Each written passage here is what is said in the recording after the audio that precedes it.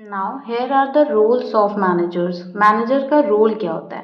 तो मैनेजर कौन होता है? Manager is a person who perform the functions of what? POSDC। POSDC क्या है? The functions of the management: planning, organizing, staffing, directing, controlling for accomplishment of objectives of an undertaking.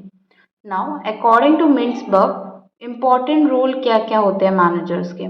सबसे पहला role होता है interpersonal role, then the informational roles and the last is the decision roles. Interpersonal roles का मतलब होता है figurehead, leader and liaison. Figurehead, leader मतलब उसके अंदर क्या क्या क्वालिटी होनी चाहिए? एक होना चाहिए फिगर हेड, दूसरा एक लीडरशिप क्वालिटी होनी चाहिए। लाइजन, लाइजन मीन्स कि कैसे आप पूरे वर्ल्ड से कनेक्ट हो सकते हो। सेकेंड है इंफॉर्मेशनल रोल्स, मॉनिटर करना चाहिए, डिसेमिनेटर होना चाहिए, स्पोक्स पर्सन होना चाहिए। Third is the decisional roles, जिसमें डिस्टर्बेंस हैंडल्स, जितनी भी चीज़ें खराब हो रही है उसमें कैसे आप सही डिसीजन ले सकते हो वो होना चाहिए। रिसोर्स एलोकेटर, रिसोर्स निकाल सकते हो वो होना चाहिए। And the last is a negotiator. So here are the nature and the characteristics of management: universal, process, art and science, distinct entity, creative work, need at all level, group effort, purposeful, intangible force, profession, economic organ and social process. So ये जो आपके characteristics होते हैं ये सब एक management में होने चाहिए। So आप इसको याद कैसे करोगे? Here is a short trick to learn these characteristics, that is UPAD CNG pipes.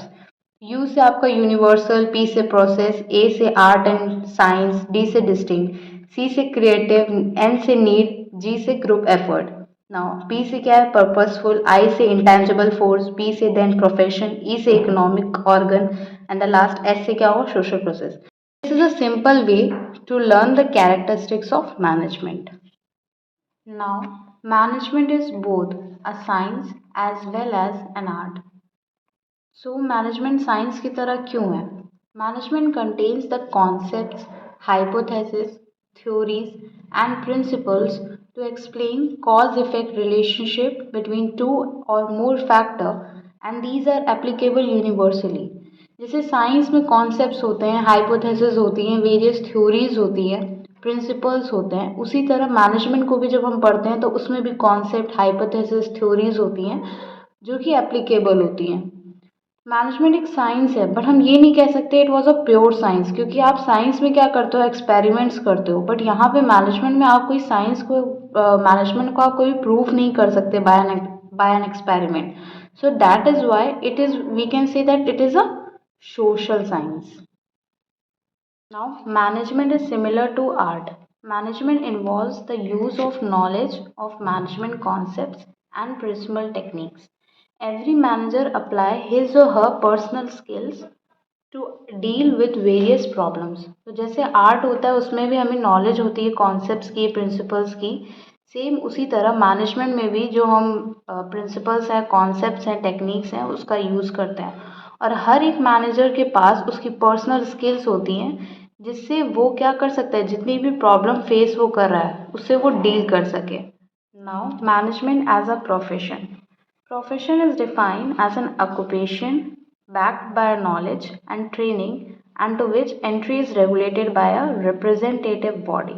तो प्रोफेशन क्या है? एक टाइप का ऑक्यूपेशन है जिसके साथ आपके पास नॉलेज होती है, ट्रेनिंग होती है और थ्रू विच आप एक रिप्रेजेंटेटिव बॉडी की तरह रेगुलेट होते हो।